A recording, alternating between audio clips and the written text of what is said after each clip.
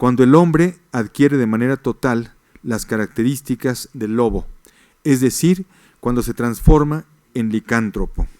De acuerdo con Littré, la palabra licántropo tiene su origen en el nombre del soberano mítico Licaón, castigado por los dioses a causa de haber sacrificado a su propio hijo en el altar. De las diversas transformaciones registradas por Ovidio en su libro Las Metamorfosis y que pueblan posteriormente los bestiarios medievales, el lobo es el animal más prestigiado. Geneviève Carbon explica esta supremacía a raíz de la evolución del cristianismo y la figura de Jesucristo como pastor de hombres y el Cordero de Dios que quita el pecado del mundo. Enemigo natural del rebaño, el lobo se convierte en símbolo no sólo de la destrucción, sino también de la perversidad. El elocuente título del libro que vemos aquí en la ilustración, el libro La Peur du Loup de Geneviève Carbon, da cuenta del temor atávico y natural que el lobo provoca en la imaginación. El doctor Abraham Van Helsing enuncia en la novela Drácula uno de sus axiomas irrefutables. La fuerza del vampiro reside en que nadie cree en él. De la misma manera, la vida que llamamos salvaje es un fenómeno que en su mayor parte nos es desconocido o indiferente. Doblemente loable es por ello la investigación de Norma Muñoz Ledo, titulada Supernaturalia, una aventura por la tradición oral de México, en cuyo prólogo subraya Alfredo López Austin. Descripciones de leyendas populares, tal vez inverosímiles para algunos lectores, pero que se fundan en recopilaciones reales de informantes a lo largo y ancho de nuestro país. Como consecuencia, el complejo tejido del fundamento etnográfico con la fabulación novelada provocará la incertidumbre en algunos pasajes de pisar el terreno firme de la vida social o el de la construcción imaginaria. Hasta aquí el prólogo, la cita de don Alfredo López Austin. Entre otros testimonios recogidos por ella, Norma Muñoz Ledo incluye las anotaciones de campo del biólogo Ludovico Beckhanen, fechadas el 13 de septiembre de 2005 en la presa de San Pedro, Coahuila, referentes a sus avistamientos a la onza, Panthera unceae dimidus. Varias generaciones de coahuilenses que jamás la han visto, pero sí han atestiguado la consecuencia de sus ataques, han crecido con el temor a tener un encuentro con ella. Escribe Beckhanen: es tan veloz que la cámara solo ha conseguido un puñado de imágenes parciales y borrosas que no me permiten más que un conocimiento aproximado. La onza real supera en tamaño al jaguar, considerado el felino más grande de América. No creo en las brujas, pero de haberlas, haylas. Usted seguramente conoce aquel dicho gallego, ¿verdad? No creo en las meigas, pero de haberlas, haylas, ¿no? Reza un antiguo proverbio gallego. El depredador es una amenaza real que ronda no solo en nuestra imaginación, sino también en nuestra realidad, aunque la llamada civilización nos obliga a alejarnos de los encuentros con lo inverosímil. Lo contrario es demostrado por los integrantes del colectivo Citámbulos, cuyo subtítulo es más que elocuente: Guía de asombros de la Ciudad de México, el transcurrir de lo insólito. Es realmente un libro maravilloso el de Citámbulos. Es un colectivo formado por Ana Álvarez, Valentina Rojas y Christian von Wiesel. Ellos publicaron su libro en 2007 y registran lugares que son absolutamente insólitos en esta Ciudad de México, que nos provocan este encuentro con lo maravilloso cotidianamente. El lobo llega a nuestro mexicano domicilio en pluma de nuestro cronista mayor del siglo XIX. Primer elemento perturbador en la infancia de Guillermo Prieto es la actuación de una loba rabiosa en el bosque de Chapultepec. El veterano liberal da comienzo a sus memorias el 2 de agosto de 1886 a los 68 años de edad. Publicada de manera póstuma en 1904, la obra inicia con la vocación infantil en el Molino de Rey, del cual su padre era administrador. Los recuerdos infantiles emergen en la edad adulta a través de la vivencia personal, pero también a partir del testimonio de los otros, transformada en nuestra propia historia, aquella que decidimos que ha sido vivida y tiene existencia por nosotros. Las memorias de Prieto avanzan en su abertura luminosa y nos enteramos de que en 1825, cuando tenía 7 años de edad y México ya era una nación políticamente independiente, tuvo su fracasada iniciación como orador público, él que con el tiempo sería uno de los más altos y elocuentes tribunos de su tiempo. El ritmo inocente de la narración se interrumpe cuando el autor escribe: la historia de la loba fue el primer acontecimiento trágico que hirió poderosamente mi imaginación. Como niño curioso, Prieto afirma que integraba la partida que se lanzó en persecución de la loba.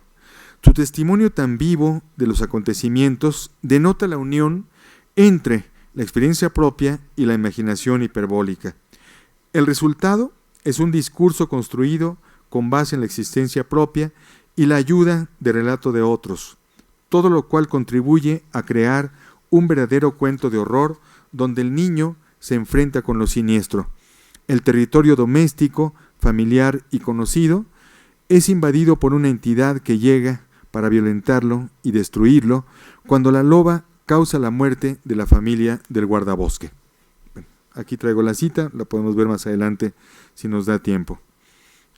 La circunstancia de que, no obstante, que Chapultepec era en la segunda década del siglo XIX un espacio urbano con reminiscencias rurales, demuestra la actualidad del cuento de Charles Perrault, cuando el año 1697 fijó la historia de la Caperucita Roja y el lobo en los cuentos de la mamá Oca.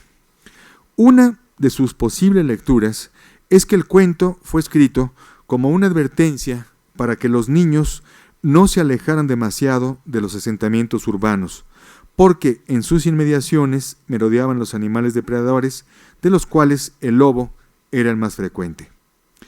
No sabemos a ciencia cierta qué es lo que experimentó el niño Prieto, pero sí tenemos elementos para conocer el temprano temple del futuro ministro de Hacienda, cuando a los 13 años de su edad queda huérfano de padre y consecuentemente su madre pierde la razón. Y el niño va a buscar trabajo, nada más y nada menos que a Palacio Nacional, ¿no? A los 13 años, imagínense, qué temple, ¿no? Por eso es muy interesante reflexionar sobre qué es lo vivido y qué es lo que recuerda con base en las conversaciones de la historia de la loba. Su elaboración de la experiencia de la loba a través de los años tuvo como aliada la emoción recordada en la tranquilidad exigida por el clásico y la ayuda del recuerdo. Que la historia narrada por Prieto permaneció en la mente de varias generaciones lo demuestra la mención que de ella hace Federico Gamboa cuando en 1901 hace una visita al presidente Porfirio Díaz en el castillo de Chapultepec. En su entrada del 4 de enero de ese año consigna: la cosa comienza desde abajo, desde la gruta histórica en que es fama.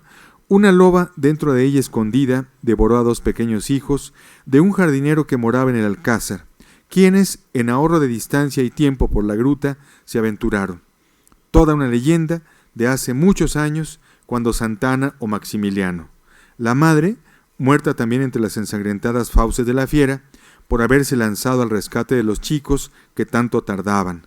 El padre, luego en singular combate con el animal, en plenas tinieblas, armado de un mal cuchillo. Imagínense, aquí está recordando Gamboa, que es el tiempo de Santana o Maximiliano, y Prieto dice que él lo vivió. Por eso hay que buscar entonces mejor los periódicos, a ver si registran la actuación de la loba en ese entonces. Con las variaciones respecto de la versión de Prieto, Gamboa da muestra igualmente de la importancia de la tradición oral que añade o elimina elementos a la historia vivida. Por ejemplo, ustedes recuerdan en Mi vida con la ola de Octavio Paz cómo va evolucionando la idea de la ola y acaba siendo el personaje que esconde a la ola en el tren, el envenenador, ¿no? O el cuento de José Emilio Pacheco, tenga para que se entretenga, que se lo sabían de memoria los taxistas y le cambiaban elementos y decían, no, eso pasó, si yo sé, yo lo vi, yo lo viví, ¿cómo no? Afirma el sabio lugar común que el que anda con lobos a aullar se enseña.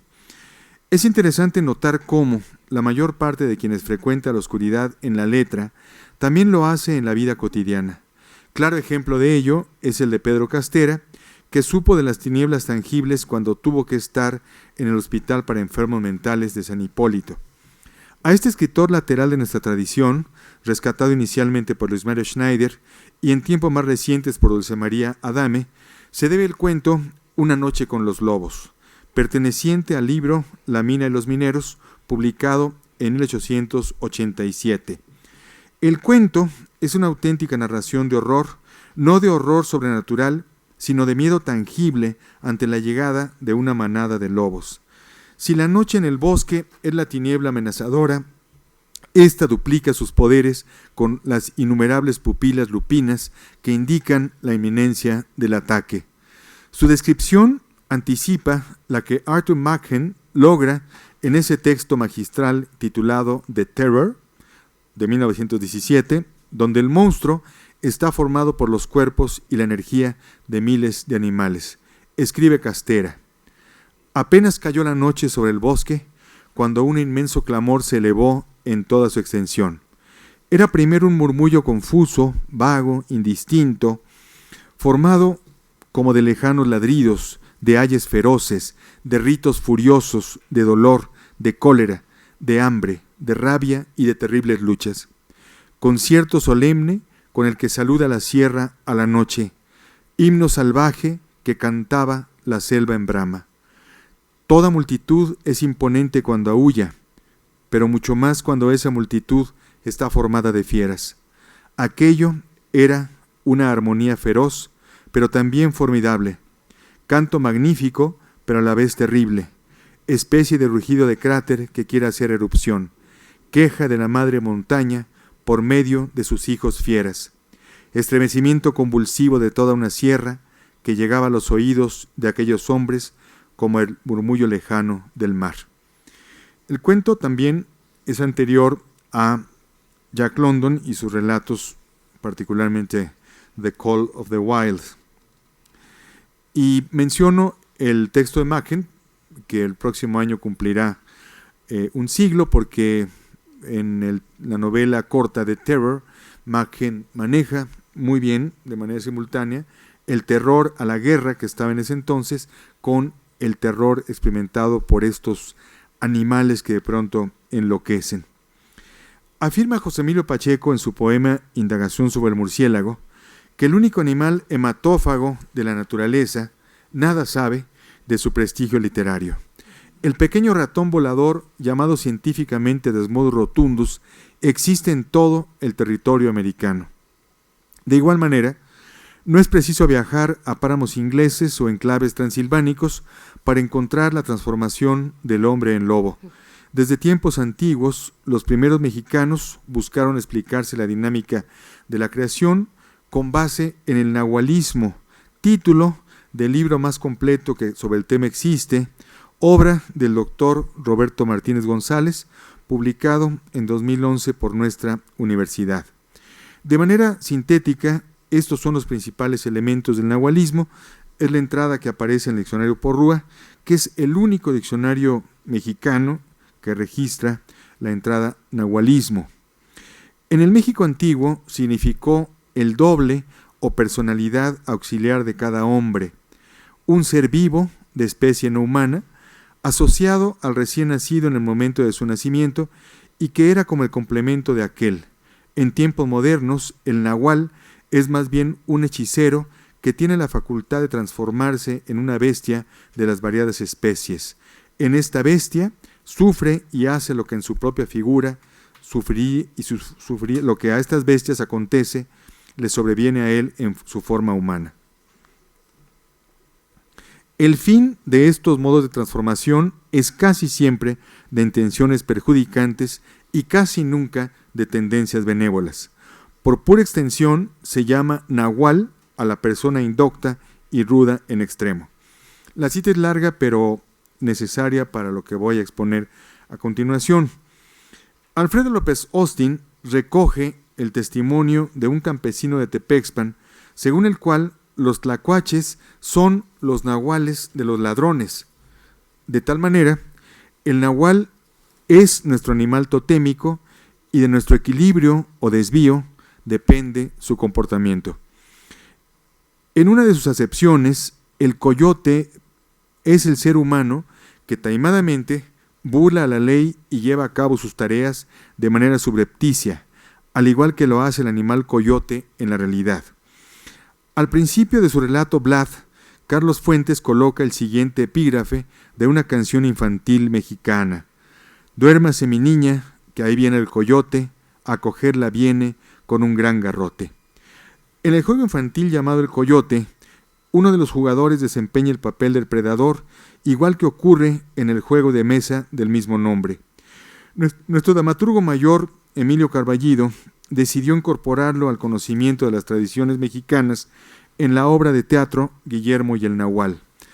Si por regla general el Nahual tiene casi siempre valores negativos, en el caso de la obra de Carballido, sus poderes son aprovechados de múltiples formas.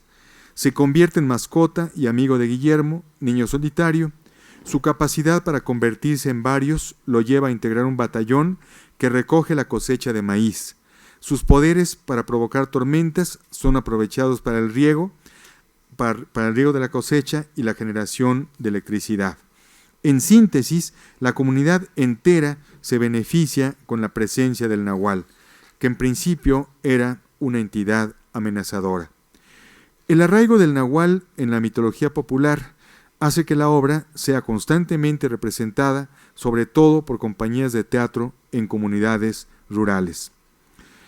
Como nos ilustra el doctor Martínez González, numerosas son las formas animales adoptadas por el Nahual, pero su metamorfosis en coyote es una de las más favorecidas por la mitología y los relatos populares. Al referirse a este hermano pobre de los cánidos, Mark Twain señala: es alegoría viviente y respirante de la necesidad. Siempre está hambriento. Su pobreza es permanente. Nunca tiene dicha y jamás posee amigos. Imposible no sentir simpatía por el diablo, no ponerse del lado del predador. Tal vez el cuento mexicano que mejor registra esta convivencia entre hombre y animal, la cual permite el triunfo sobre la grandeza ilimitada y casi mineral de la soledad del desierto, sea el titulado Coyote 13 de Arturo Souto Labarce. Publicado cuando su autor tenía 24 años de edad en el Nacional del 22 de marzo de 1953, es el relato más ilustrativo sobre la convivencia del hombre con el predador, el que por instinto mata y devora a las criaturas a cargo del hombre. El coyote es la otredad concreta y simbólica de la que es preciso defenderse. Perteneciente a otro dominio, la criatura reúne los elementos que Sigmund Freud establece para considerarlo un ser siniestro. Bueno, no menciono la cita de Freud porque la conocen ustedes muy bien. En principio, el Coyote 13 es, para el vaquero Juan, el enemigo por vencer, el último depredador de su dominio. Pero hay un enemigo mayor que el hombre descubre al confrontar su propia soledad y la de la criatura a la que pretende dar muerte. ¿Quién de ustedes ha leído Coyote 13? Bueno, qué bueno. Envidio a todos los demás porque es uno de los grandes cuentos de la literatura en lengua española. Coyote 13 de Arturo Souto Labarce. No les cuento el final, ¿verdad? Para no echárselos a perder. Es un cuento maravilloso, extraordinario. Subrayo que lo hizo a los 24 años de edad porque es un cuento que era admirado por Rulfo, admirado por Arreola, y lo cual también nos hace extrañar que el maestro Souto no hubiera escrito más cuentos. Sí tiene todo un libro.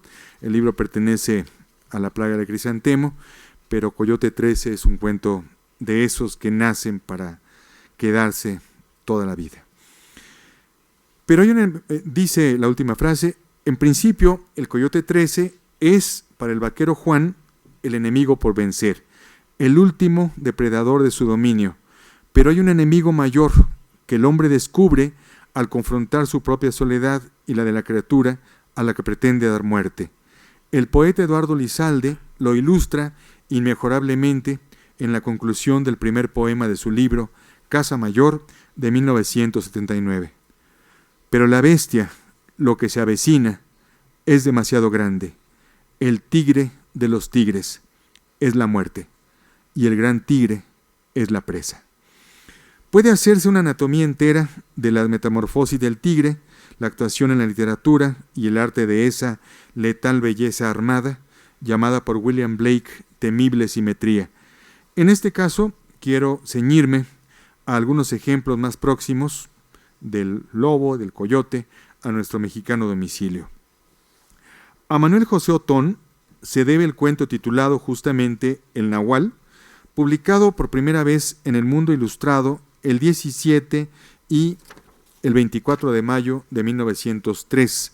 Constituye una vertiente de la exploración que Otón hace en el mundo de los aparecidos. También su poesía se había visto atraída por la oscuridad como otra forma de luz, según lo demuestran los sonetos que integran Noche Rústica de Walpurgis, escritos en 1897 y también publicados en El Mundo Ilustrado, donde el poeta acepta invocar lo que dicen las cosas en la noche y titula uno de sus sonetos Los Nahuales. El cuento El Nahual oscila entre lo insólito, lo extraño y lo abiertamente sobrenatural. Aunque en el desenlace de la historia nos es proporcionada una explicación lógica, Otón cumple con el precepto exigido por Montague Roy James para el perfecto cuento de fantasmas: dejar la puerta abierta solo lo suficientemente para que en ella penetre un rayo de razón que permita la permanencia del misterio, el desconcierto y la duda. Como hemos visto anteriormente, el nahual está asociado a varios animales, pero en la mayor parte de sus representaciones literarias es un lobo y, de manera más concreta, un coyote, definido en una acepción del diccionario como lobo mexicano. El jinete que protagoniza el cuento se lanza en persecución de un coyote que ha robado una gallina del poblado próximo. En el lugar donde supuestamente debía estar el coyote, el jinete se topa con un viejo repugnante. La repulsión que ante él nos hace sentir el narrador nace de su otredad. Su carácter siniestro es el de ser casi no humano, en la última escala de la degradación, y sospechoso de hechicería, es decir, de poder transformarse en coyote. Este año recordamos el bicentenario del nacimiento del monstruo. La noche del 16 de junio de 1816, Percy Shelley y su entonces amante Mary Wollstonecraft, George Gordon Lord Byron y John William Polidori se reunieron para crear dos de los seres míticos de más larga duración y transformaciones en el imaginario colectivo. En la villa de Odati, cercana a la ciudad de Ginebra, nacieron la criatura concebida por Victor Frankenstein y la figura del vampiro que se desplaza libremente entre los hombres, germen de las futuras creaciones de James Malcolm Rymer, Joseph Chilton y la obra cimera de Bram Stoker. A la fecha, no existe un gran texto literario que haga justicia al hombre lobo. Honrosa excepción es Algernon Blackwood, que en el relato El Wendigo logra una insuperable metáfora del espíritu animal, ajeno e inquietante de la naturaleza. Igualmente, en El campamento del perro, del propio Blackwood, desarrolla una idea común a varias tribus indias de América del Norte y que Eliphas Levi explica del siguiente modo: un hombre lobo no es otra cosa que el cuerpo astral de un hombre, donde el lobo representa los instintos salvajes y sanguinarios. Mientras su fantasma se desplaza por el campo, duerme con inquietud en su cama y sueña que es un verdadero lobo, el hombre lobo afecta en verdad a la persona dormida, por intercesión de la luz astral, por correspondencia del cuerpo inmaterial con el cuerpo material. Hasta aquí Eliphas Levi.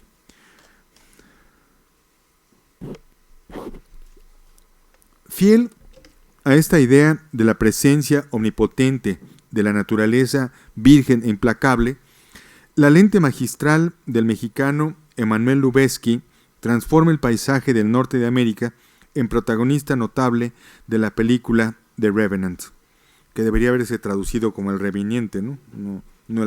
¿Cómo se tradujo? El Renacido. Pues no. Me gustaba más The Revenant porque era la palabra antigua para decir vampiro, ¿no? El Reviniente.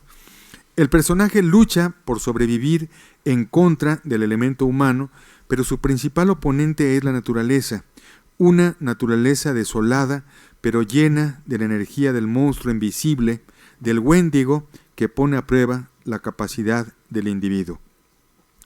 En nuestra lengua, Juan Antonio Molina Foix dio a la luz en 1993, con traducciones de Francisco Torres Oliver, el libro Los Hombres Lobo, que incluye el texto clásico de Frederick Marryat, El Lobo Blanco de las Montañas Harz, donde la criatura metamorfoseada en loba es una mujer.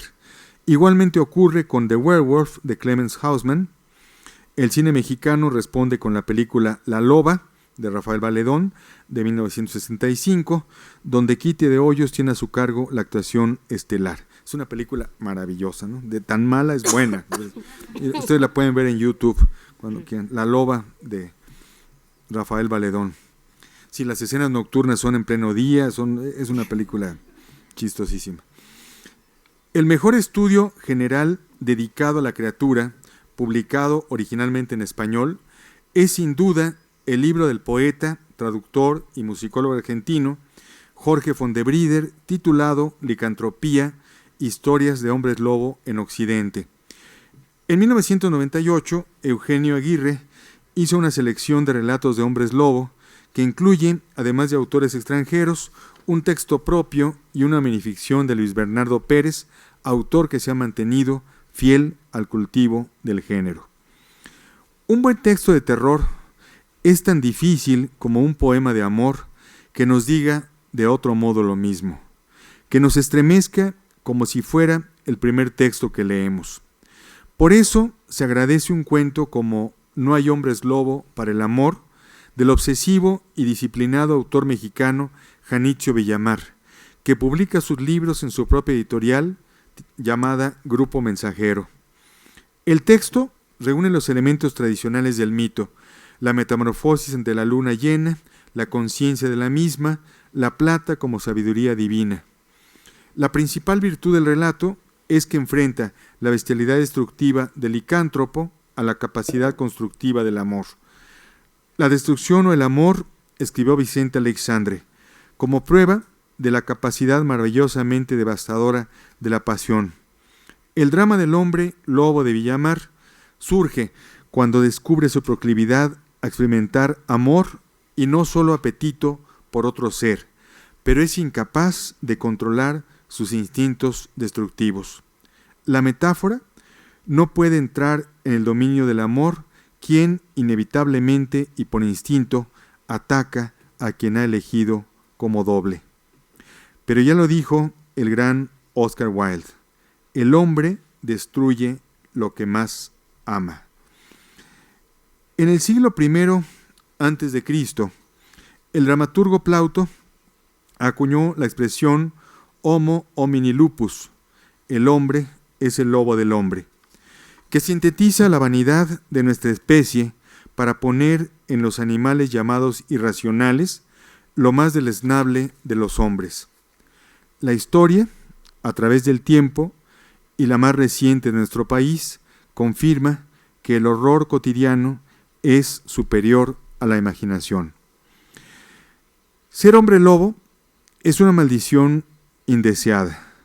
Excepción a la regla es la película Lobo, donde el actor Jack Nicholson protagoniza al mordido por el animal y adquiere paulatinamente sus habilidades físicas, fuerza, velocidad, olfato, pero también sus virtudes interiores. Como nos han enseñado los estudios más recientes de comportamiento animal, el lobo es ejemplarmente monógamo, cuida a su manada y es galante ante la hora de la muerte, porque ofrece la garganta cuando se sabe derrotado. padre de nuestro hermano el perro, el lobo puede reclamar con justicia los antecedentes que hicieron exclamar a Lord Byron que nuestros compañeros de planeta tienen todas las virtudes de un hombre y ninguno de sus defectos. Muchas gracias.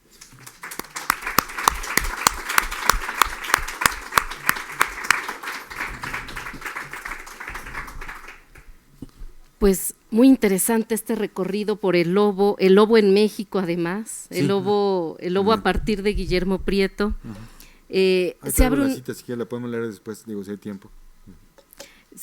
Además, con el aniversario que viene de Guillermo Prieto. Viene su aniversario, ¿verdad? Sí. Se abre un espacio para preguntas, comentarios, alguna duda.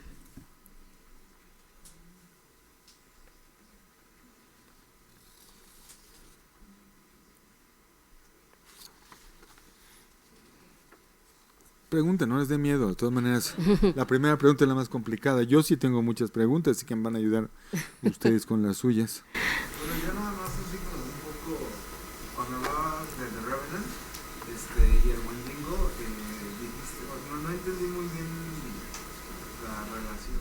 ¿Ha leído el Wendigo? Sí, mucho. Bueno, porque lo que Blackwood examina en todas sus obras es la presencia del espíritu de la naturaleza, como la soledad de la naturaleza, la vida salvaje, la vida silvestre, se va apoderando del individuo y lo va poseyendo. Por eso me gustó tanto la película The Revenant. Pienso que la naturaleza es un personaje importantísimo y Lubezki la registra, es una maravilla, la registra extraordinariamente en su película, ¿no? O sea, el espíritu de la naturaleza presente que se va oponiendo al hombre. A mí me estremeció muchísimo eso, me encantó eso de la película, ¿no? La naturaleza como personaje, como protagonista. No sé si eso... Y sí vale la pena releer a Blackwood, porque Blackwood es de esos autores rescatados por Lovecraft, que lo mismo que Cervantes con Lope de Rueda, como Cervantes lo descubre y lo hace famoso. Lo mismo hizo Lovecraft con Blackwood, con Machen, con Lord Dunsany. Bueno, esta figura, si ustedes recuerdan la película Hotel Transilvania, la energía erótica del lobo aparece pues en este hombre lobo que tiene toda una familia, tiene 20,000 hijos, la esposa está embarazada, y la lobita que es un encanto, ¿no? Bueno, aquí está la versión que no es muy buena, la película Wendigo, pero pues registra, esa es una fotografía de Blackwood. Esta es la versión de Hombre Lobo, que a mí me gustó. Es una película, la cinematografía está muy bien hecha. Y por supuesto esta película a la que me referí, donde quizá es tal vez la única donde el hombre lobo no se ve afectado y no vive su maldición de tal manera, sino él al contrario, ¿no? Él tiene una relación monógama con Michelle Pfeiffer, después de que lo deja su esposa, y va adquiriendo las características físicas del lobo. Bueno, este es el hombre lobo en Londres, la transformación extraordinaria, tan diferente este es el hombre lobo de Londres, a este monito de peluche que es Lon Chaney, ¿no? En esta película, que es maravillosa, ¿no? No se le mueve un pelo. Bueno, este es un dibujo de la onza. El libro de Norma Muñoz Ledo que mencioné, Supernaturalia, es un libro muy interesante porque está ilustrado por Hernández, y la onza tiene, en la parte correspondiente a la onza, lo pone así en movimiento porque es el testimonio del fotógrafo que les mencioné, del biólogo. Los avistamientos a la onza realmente han sido pocas personas han visto la onza, de ahí su carácter misterioso. Esta es también una representación del chupacabras, como pudo haber sido. Y este también es un monstruo, una criatura que registra uno de los informantes que recoge Norma Muñoz Ledo, un animal sin cabeza, imagínense, ¿no? Es terrible. Bueno, el lobo también tiene características nutricias, como la loba que amamanta a Rómulo y Remo, la loba capitalina, estos niños también que crecen sin contacto con la naturaleza, que le da pie a Rudyard Kipling para el Mowgli de Jungle Book. y estos seres que también tienen la enfermedad de que el pelo les crece en toda la cara. Y estos dibujos de Doré, que son interpretaciones de la Caperucita Roja, ¿no? Y la criatura de Gévaudan, esta criatura que nunca se resolvió realmente, pues qué era, lo persiguieron durante mucho tiempo. Hay una película, Danza con Lobos, no Danza con Lobos, la otra, Pacto de Lobos, ¿no? Película francesa. Bueno, son todas las imágenes, como ven, es un complemento de la conversación, pero no iban con ella.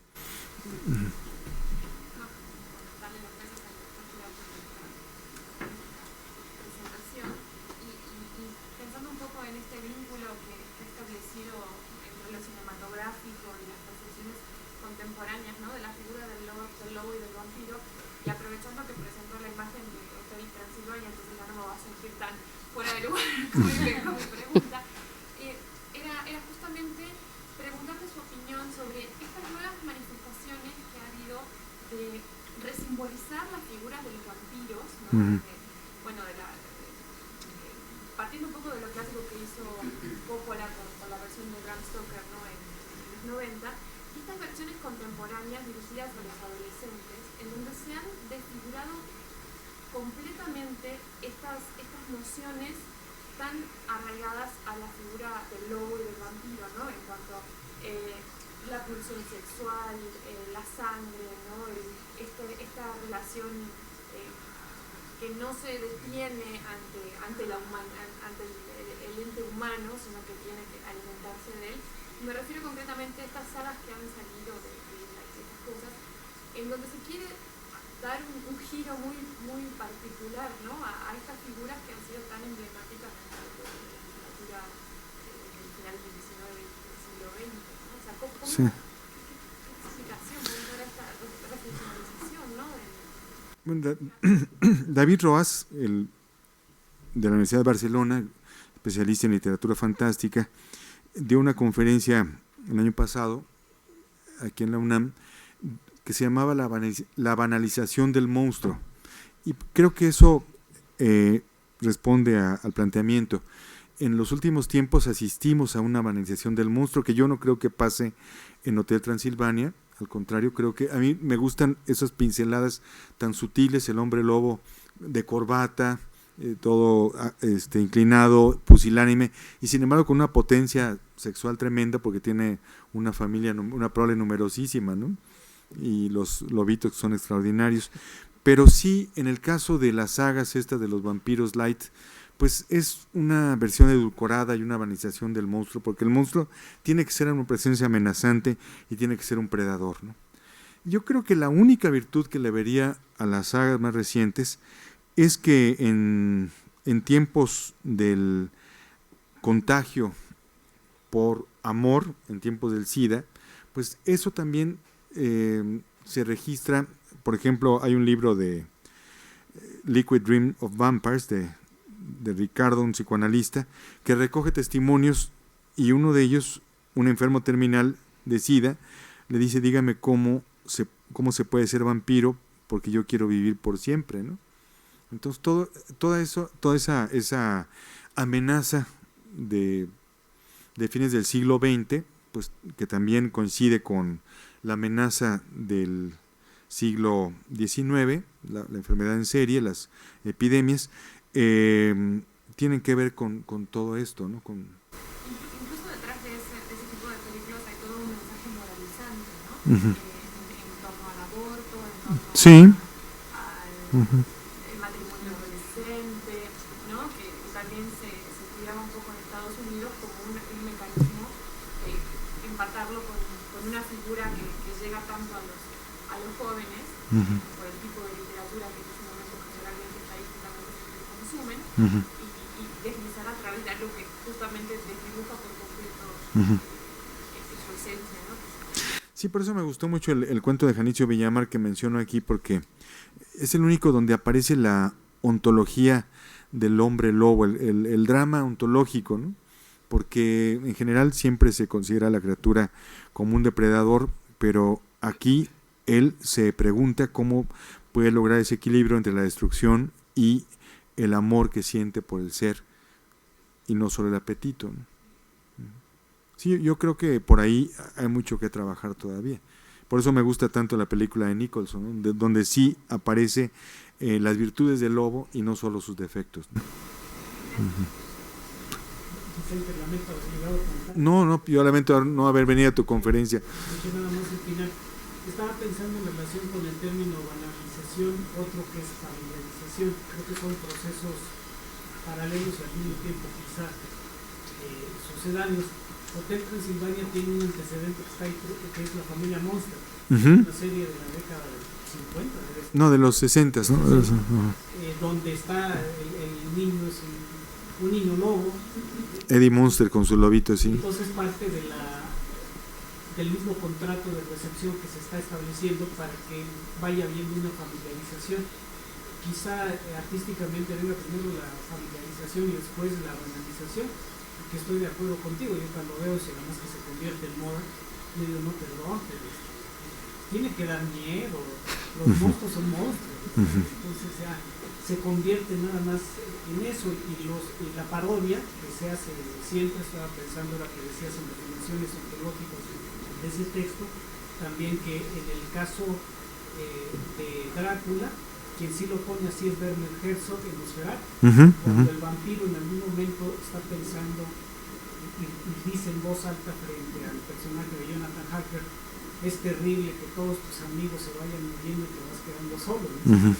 Claro, el vampiro vive siglos y entonces no puede tener afectos, porque todos se le mueren, y entonces entiendo por qué tiene que conseguir vampirezas, ¿verdad? Porque si no, ¿quién lo acompaña? Pero Herzog, como gran cineasta, pues pone eso adicional cuando hace la película de Nosferatu, que es paródica de todos esos antecedentes y de la de Murnau de 1922.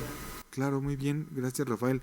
Sí, yo creo que esta cuestión de la familiarización y la banalización, me gusta mucho la diferencia que haces, me parece que es, y tú lo has dicho muchas veces, algo que es muy cierto, cuando algo se convierte en canónico, pues deja de ser, ya pierde su efecto, ¿no? Ya deja de espantar el caso del vampiro, ¿no? Sí, ¿se acuerdan? Como aquella escena de La danza de los vampiros, donde le saca un crucifijo al vampiro y dice: yo soy judío, ¿no? Eso no funciona para mí. Pero ahí lo interesante es cómo invierten los códigos, ¿no? Recordar la escena donde ellos dos están queriendo huir y está la fiesta de los vampiros. Normalmente el vampiro es excepcional, no es uno, sí, es la fiesta, y ellos dos están así y empiezan a tomarse la mano y a bailar y están enfrente de un espejo y son los únicos que se ven en el espejo, ¿no? Entonces los demás dicen sobre de ellos, ¿verdad? Que invierte lo que está en Bram Stoker, ¿no? La escena donde se corta porque no ve a Drácula. Sí, yo creo que la danza de los vampiros, aunque es una parodia, me parece una de las películas de vampiros más aterradoras que hay, ¿no? Sí. Sí. Sí, bueno, yo creo que también hay esta idea de que actualmente los monstruos tratan de adaptarse a la vida cotidiana, ¿no? Y estoy pensando, por ejemplo, en una serie inglesa, no recuerdo el nombre, donde son roomies, así, un vampiro, un hombre lobo. Ah, se llama Being Human, no sé.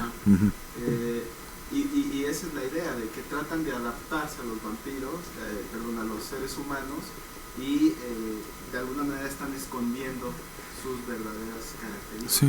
Eso yo creo que también lo estamos viendo, y desde la literatura fantástica también hay ciertos seres monstruosos que se disfrazan para pertenecer a la sociedad, ¿no? sin que la gente los vea, ¿no?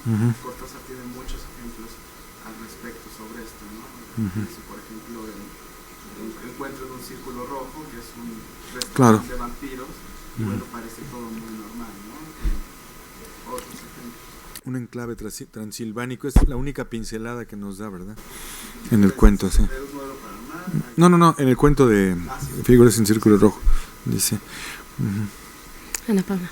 En esta misma nota de la banalización, la familiarización, ¿no creen que también, qué piensan acerca de un tipo de humanización, bueno, no solo humanización como el monstruo, sino como una sobrehumanización, o sea, como que destacan ciertos rasgos muy humanos, pero en un extremo. Entonces, por ejemplo, no sé, creo que David Roas lo dijo en su conferencia, que hace referencia, como que se van como a las minorías, o sea, en lugar de verlos como un monstruo, lo ven como una minoría, y en ese sentido la interacción entre la sociedad. Sí, porque, a ver, se supone que un licántropo es un asesino serial, ¿no?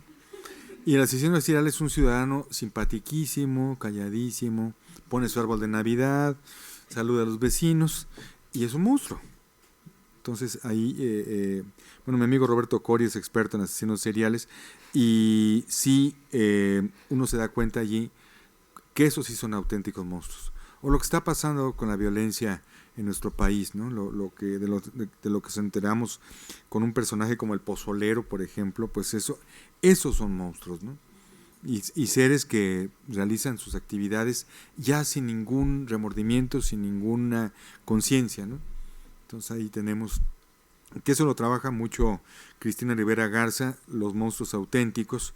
Recuerdo cuando vino a México Hugo Chaparro, el gerente de los laboratorios Frankenstein de Bogotá, especialista en literatura fantástica, y lo asaltaron un día en la calle. Y dice, es la primera vez que veo una pistola de este lado de la pantalla. Claro, porque uno ve siempre la literatura de terror del otro lado, y el horror cotidiano es algo que nos acecha de manera permanente, ¿no? Por eso también me pareció importante la cuestión del depredador. Yo recuerdo que en una comunidad rural un niño se iba de la hoguera y le dije, ¿a dónde vas? A mi casa, y si encuentras un lobo, lo mato. O sea, hay una relación estrecha de supervivencia, pero por eso fue tan interesante cuando todas estas manifestaciones que aparecieron sobre los avistamientos del chupacabras, pues son muy interesantes porque se fue creando toda una psicosis y toda una idea de este ser cuyas características también un niño les podía explicar exactamente cómo atacaba el chupacabras, qué características tenía, cuántos colmillos, cuántas escamas, todo, ¿no? Y era un rompecabezas hecho con base en conversaciones de su casa, noticias de la televisión y bombardeo por el internet, ¿no? Entonces, por eso es que me pareció importante mencionar en el caso de Prieto este relato de la loba, ¿no? Cómo seguramente lo vivió, pero también está nutrido por las leyendas y las consejas que oyó en su niñez, ¿no? ¿Alguna? Sí, por favor. Y, por ejemplo, en esto mismo de la familiarización, no entra películas como Abraham Lincoln, Cazador de Vampiros, y antes Jesucristo, Cazador de Vampiros. Hay una que se llama así. No es también una manera de parodiar los monstruos de nuestra época. O sea, porque en Jesucristo son este grupo intolerante a todas las causas de la comunidad LGBT y todo esto, y en Abraham Lincoln es estos sureños esclavistas que lo que quieren es dominar el mercado de esclavos por todo el sur. ¿No son ahora esos nuestros vampiros o nuestros monstruos? Sí, bueno, lo más interesante es que la figura del zombie, que es ahora tan importante, que ha surgido tanto, el planteamiento inicial es, bueno, ¿quién es el zombie? ¿El que está dentro del centro comercial o el que está afuera? ¿Quién es, no? Yo creo que ahí en la primera película se plantea muy bien esa dualidad, ¿no? ¿Quién es el monstruo, no? ¿Cuál es el zombie? ¿Quién es el muerto vivo? ¿El que está existiendo porque está intentando encontrarle un sentido a la existencia, ¿no? ¿El que nada más vive día con día o el que está luchando por encontrarle un sentido a la vida, ¿no? Sí, yo estoy de acuerdo con usted. En esta de Jesucristo, Cazador de Vampiros. Esa no la conocía, no la conozco. Le pide ayuda a un superhéroe. Ay, qué mal. Y le pide al santo. ¿De veras? ¿Pero qué? ¿Es mexicana? No es mexicano. Y le pide ayuda al santo. ¡Qué maravilla! No, pues no he vivido. Entonces, donde Jesucristo va a ayudar justamente a un grupo de homosexuales que los están matando unos vampiros que son de ultraderecha. ¡qué maravilla! Y su patiño es es el santo, o sea, es un luchador. Bueno, es que parece un guión de no, de ¿cómo se llama? De este novelista poblano, el autor de Novelucha Libre, Zárate, perdón, sí, de José Luis Zárate. Pero entonces es una película cómica involuntariamente o voluntariamente. No, voluntariamente, es una parodia completamente, pues, para hacer una crítica a las comunidades ultraderecha en Canadá. Ajá. Y claro, o sea, Jesucristo es casi un ninja, ¿no? O sea, la cruz la utiliza para matar vampiros. Qué maravilla. Y da caratazos y todo, es muy divertida, pero justamente en esa parodia al final el monstruo es la intolerancia de este grupo hacia una comunidad homosexual, ¿no? Pues hay que buscarla. En internet se consigue. ¿Algún otro comentario?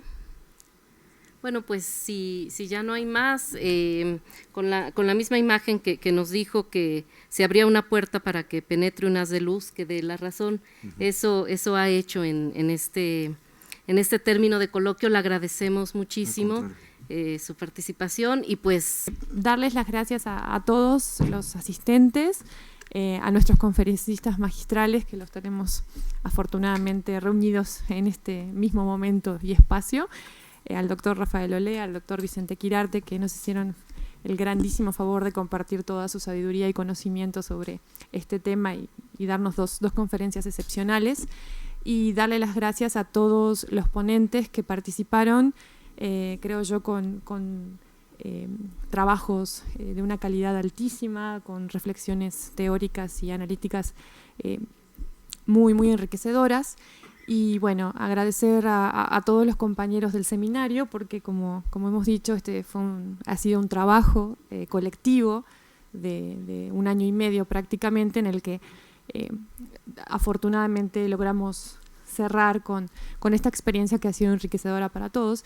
Y por supuesto darles las gracias a todos ustedes que nos han acompañado en estos 2 días de intenso trabajo, con mucha discusión, con mucho debate, e invitarlos a que esta experiencia pues se repita el año que viene en un segundo coloquio, en el que también esperaremos tener de las mejores presentaciones y por supuesto acompañados por el mejor público, y bueno, agradecerle al Instituto de Investigaciones Filológicas pues todo el apoyo prestado desde la dirección hasta los compañeros de diseño, que nos hicieron unos carteles muy bonitos y que nos ayudaron a difundir de una manera bastante amplia el evento. Nada más, muchas gracias a todos. Yo pediría un aplauso especial para Alejandra Mato, quien fue la coordinadora que pues por mucho tiempo trabajó, funcionó siempre muy bien, trajo ponentes de primer nivel que propiciaron una discusión muy interesante, y pues organizar un coloquio parece cosa fácil, pero implica un trabajo de meses,